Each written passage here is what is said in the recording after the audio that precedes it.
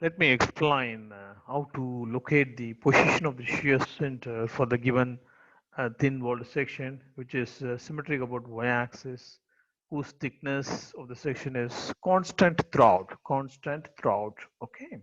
Thickness value is not given. We take it as a t, small t thickness. Okay. And this is general equation, the shear flow equation for thin walled open section. And the section is symmetric about y-axis, so Ixy is 0. And if section is symmetric about one axis, that is y-axis, means we have to consider only Sx to calculate the shear center. So it is understood that Sy is equal to 0. So substitute Sy is equal to 0 and Ixy is equal to 0 in this expression. The reduced form of equation is Qs is equal to minus Sx by Iyy integration 0 to S dx ds. So now it is required to calculate Iyy, which is nothing but db cube by 12 plus area into x minus x bar the whole square. So we are considering this as section 1, section 2, section 3, and so on.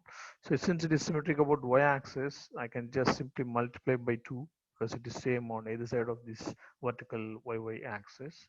So consider this as a section 1, db cube by 12, okay, t into 25 cube by 12, plus area of this is 25 into t, and distance from the y axis to this section centroid 25 by 2 is 12.5 plus 50, that is 62.5 square. On the other side also you have the same. Okay, so you can multiply by 2 plus, for the vertical one, db cube by 12, right?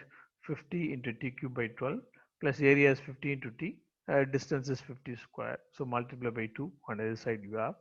And for this semicircular one, thin semicircular one, which is symmetric about y-axis, pi r cube t by 2. Okay, so by using the thin walled approximation concept, higher powers of t can be neglected. So I'm neglecting this t cube term. After simplifying, you get 644,266 millimeter power 4 as our Iyy value. Now, if I consider this section 1 to 2 for calculating the shear flow, we start from section 1, point 1, as the shear flow is 0 at the open end. So this is our expression. And we take a small element at a distance s from the free end, 1. Okay. And x distance for the small element from the y axis is nothing but, okay, 75. This is 75 minus s will be this distance, and this element is located left side of y axis, so minus. So minus of 75 minus s, or s minus 75 will be the x value. Substitute this x value in this equation. So minus to minus plus, you will get integration t into 75 minus s into ds. Integration, you get 75s minus s square by 2 multiplied by sx by Iyy into t. So at 1 s is 0, so the shear flow is 0 as it is open end. At 2 s is equal to 25 millimeter, substitute here, you get the shear flow q2 to be 2.425 into 10 power minus 3 sx. This is the shear flow at point 2. And if you look at the other side, 7 to 6, we have done 1 to 2. Okay, you get positive value, and the shear flow direction will be in the direction of yes, in the direction of yes. Okay, in the direction of yes. Okay, if you look at here, 1 to 2, in the direction of yes. Okay, now 7 to 6, similarly, I take a small element here, and this distance is nothing but 75 minus s. This is totally 75 minus s, positive value. Substitute here. Already we have one minus sign here, so shear flow expression will be negative. So at 7 s is 0, q7 will be 0. At 6 s is nothing but 25 millimeter. Substitute here. S is equal to 25 millimeter. So q6 we are getting minus 2.425 10 power minus 3 sx. Okay, so it is negative. So the shear flow direction will be in a direction opposite to the s direction. Opposite to the s direction. You can see here opposite to the s direction. Okay. So both q1 to 2 and 7 to 6 are having same magnitude but opposite direction. Opposite direction, as you've seen. Now 2 to 3. Okay, 2 to 3, we take a small element 2 to 3. Okay, so we have to carry forward the previous shear flow value, and this is the general expression for this section. And here this is the element, and this distance is minus 50. Okay, minus 50. Substitute that x value here in this.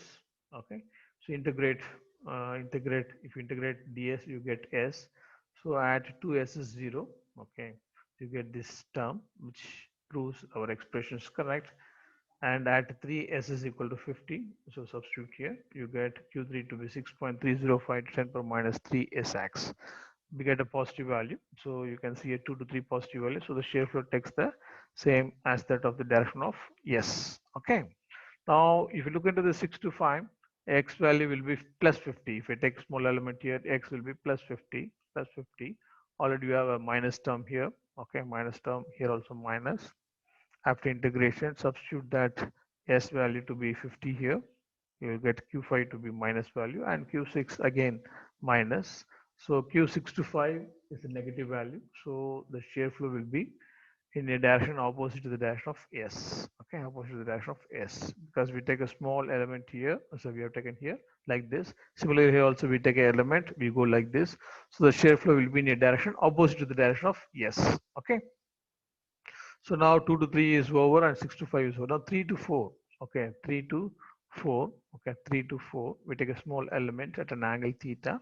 Okay, ds. ds is nothing but r into d theta, small angle d theta. So carry forward the previous shear flow value, and this is the expression. And here this distance from here to here, this distance is nothing but r cos theta minus left side of y axis. So substitute here. Okay, ds is nothing but r into d theta. So you can integrate this cos theta. So it's nothing but sine theta. And the limit is nothing but 0 to pi by 2. 0 to pi by 2, that is 90 degree. So at 3 theta is 0, you will get the previous shear flow value Q3. At 4 theta is 90 degree or pi by 2, whatever it is, Q4 you get. So you get positive value which takes the same direction of S. Okay, same direction of S. So if you look into this 5 to 4 again, you will get the x to be r cos theta positive.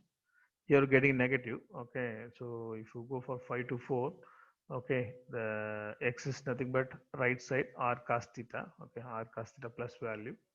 So you get both negative terms here, here also here, negative terms. And if you just integrate and apply the limits theta 0 at 5, theta 90 at 4, you get same way the negative values here, which means that opposite to the dash of S. This is the shear flow direction. So finally you get the shear flow direction from 1 to 7 like this it goes. This is the shear flow final shear flow values we have obtained at the respective points 1, 2, 3, 4, 5, 6, 7 and respective shear flow directions. So these are the shear flow expressions, okay, before applying the limits. 5 to 4 this is the expression, and q3 to 4 this is the expression, and 6 to 5 this is the expression, and 2 to 3 this is the expression, and 1 to 2 this is the expression, and 7 to 6 this is the expression. So Q1 to 2 and 7 to 6 both are equal in magnitude, okay, but it takes plus sign and a negative sign. So 2 to 3 and 6 to 5 also same magnitude, but plus minus sign you have. Similarly 3 to 4 and 4 to 5. Why I'm saying this is I'm going to take moment with respect to O to find out or to locate the shear center, which will lie along the YY axis. Now, okay, so I'm going to take a moment with respect to O point. Okay, Q1 to 2 Newton per meter shear force into ds, which becomes the force into perpendicular distance 50. This gives anti-clockwise with respect to O. So minus, okay, why it is multiplied by 2? So this direction also we are having same magnitude, same direction. So that's why it is multiplied by 2. Then 2 to 3 Q3 to 2 shear flow into ds into 50, okay, into ds into 50, the perpendicular distance, and this 2 to 3 gives clockwise, so positive. Even 5 to 6 also positive, so that's why we multiply by 2 here, plus 3 to 4 the shear flow into ds. If you take a small element here into ds is nothing but r into d theta. If I draw the tangent to this small element which represents the shear force, and perpendicular to that with respect to the center point will be the radius, okay, radius. So q into ds into r, that is q3 to 4, ds is nothing but r d theta into r, force into perpendicular distance with respect to O point. Okay, you can take sx anywhere. Okay, sx anywhere. Suppose for example if I take a sx here, for example acting here, for example sx with respect to E, for example, distance. Okay, so Sx into E is the perpendicular distance. E is the perpendicular distance. We take it. Okay. Okay, so Sx into E, and let E be the distance, okay, from point O to Sx. Okay, Sx into E. Okay, so bring all these expressions Q1 to 2 and Q2 to 3 and Q3 to 4 expressions here. Okay, you have to integrate with respect to ds. So if I integrate this, I'll get s cube by 6. Already we have s, so s square by 2, and sx on either side of the expression will get cancelled. So here also like s square by 2. Okay, so here into ds, so into s, and sine theta integration is nothing but minus cos theta, and here r into d theta you will get theta. Apply the limits for this 0 to 25, for this 0 to 50, for this 0 to pi by 2, that is 90. So after applying the limits, you get E to be 87.512 millimeter, which is nothing but from point O, that is above O, Sx is acting.